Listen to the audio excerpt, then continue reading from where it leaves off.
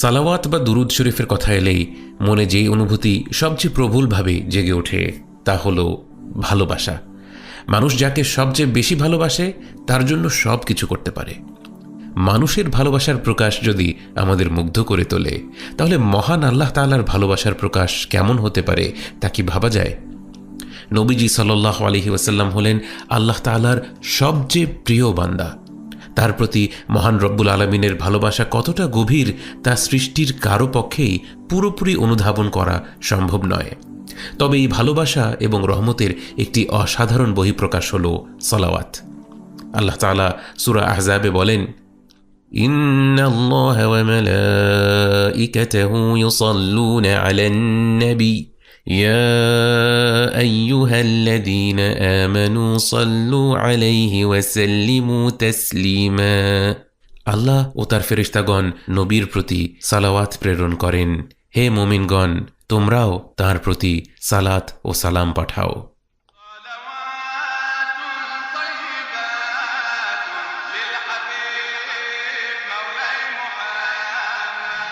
নবীজি সাল্লাল্লাহু আলাইহি ওয়াসাল্লামের প্রতি সালাত প্রেরণের মানে কি? ভাষাগতভাবে সালাতের অর্থ দোয়া বা প্রার্থনা।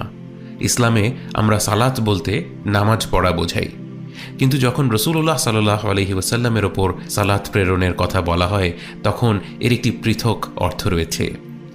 যখন আল্লাহ তাআলা বলেন যে স্বয়ং তিনি নিজেই নবীজি সাল্লাল্লাহু আলাইহি ওয়াসাল্লামের ওপর সালাত প্রেরণ করেন, এর অর্থ হলো তিনি তাঁর হাবিব সাল্লাল্লাহু আলাইহি ওয়াসাল্লামকে রহমত, বরকত ও মর্যাদায় ভূষিত করেন। অন্যদিকে যখন ফেরেশতারা এবং আমরা নবীজি সাল্লাল্লাহু আলাইহি ওয়াসাল্লামের ওপর সালাত প্রেরণ করি, এর মানে হলো আল্লাহ তাআলার কাছে আমরা বিশেষভাবে তাঁর প্রিয় বান্দা মুহাম্মদ সাল্লাল্লাহু আলাইহি ওয়াসাল্লামের ওপর রহমত বর্ষণ এবং মর্যাদা বৃদ্ধির দোয়া করছি।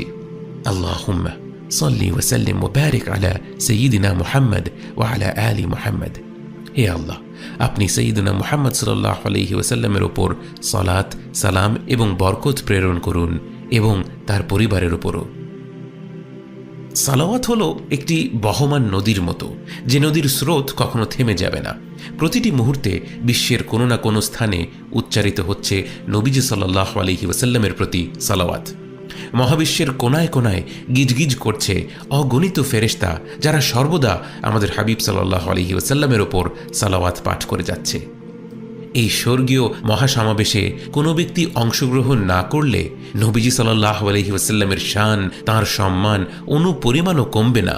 কিন্তু যখনই কোনো ব্যক্তি এতে অংশগ্রহণ করবে, আল্লাহ তাআলা তাকে সম্মানিত করবেন। যেমন বহমান নদীতে গোসল করলে আপনি পরিষ্কার হতে পারবেন, কিন্তু আপনি নদীর ধারে না গেলে নদী থেমে থাকবে না।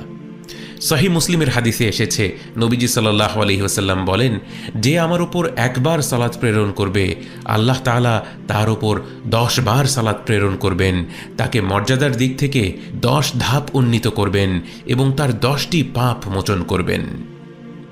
সালাওয়াত, যাকে আমরা বলে থাকি দুরুদ শরীফ, এর ফজিলত সম্পর্কে আলোচনা করার সময় আমাদের যে ব্যাপারটি মনে রাখতে হবে তা হলো, আল্লাহ তাআলা সালাওয়াতকে সম্মানিত করেছেন নবীজি সাল্লাল্লাহু আলাইহি ওয়াসাল্লামের প্রতি তাঁর ভালোবাসার কারণে। অতএব আমি কতটা গুনাহগার, আমি জীবনে কত ভুল ত্রুটি করেছি, আমার ইবাদতে কত ঘাটতি আছে, এ সমস্ত ব্যাপার এখানে অপ্রাসঙ্গিক। আল্লাহ আমার ইবাদত কত সুন্দর হয়েছে সেটার উপর নির্ভর করে নবীজি সাল্লাল্লাহু আলাইহি ওয়াসাল্লামকে সম্মানিত করবেন না, বরং নবীজি সাল্লাল্লাহু আলাইহি ওয়াসাল্লামকে আল্লাহ তাআলা সম্মানিত করেছেন এ ব্যাপারটি ফাইনাল হয়ে গিয়েছে এবং তাকে সম্মানিত করার একটি মহা উৎসবের নাম হলো সালাওয়াত বা দুরুদ শরীফ। এই উৎসবে গোটা পৃথিবীর সকলেই আমন্ত্রিত। এই আমন্ত্রণে যেই সাড়া দেবে সেই নবীজি সাল্লাল্লাহু আলাইহি ওয়াসাল্লামের প্রতি আল্লাহ তাআলার অগাধ ভালোবাসার উসিলায় সম্মানিত হবে, তার পাপ মোচন হবে, তার বালা মুসিবত দূর হয়ে যাবে। আল্লাহর উদারতাকে আমরা নিজেদের মনের সংকীর্ণতা দিয়ে বোঝার চেষ্টা করলে আমরা ধোঁকায় পড়ে যাব। আমরা কল্পনাও করতে পারবো না আল্লাহ তাআলা নবীজি সাল্লাল্লাহু আলাইহি ওয়াসাল্লামকে কতটা ভালোবাসেন, তাকে কতটা সম্মানিত করেছেন, সালাওয়াতের এই উৎসবকে তিনি কতটা উন্মুক্ত করে দিয়েছেন। আপনার অজু নেই, আপনিও আমন্ত্রিত। আপনি কবিরা গুনাহ করে ফেলেছেন, আপনিও আমন্ত্রিত। আপনার অন্তরটা একেবারে কলুষিত, আপনিও আমন্ত্রিত।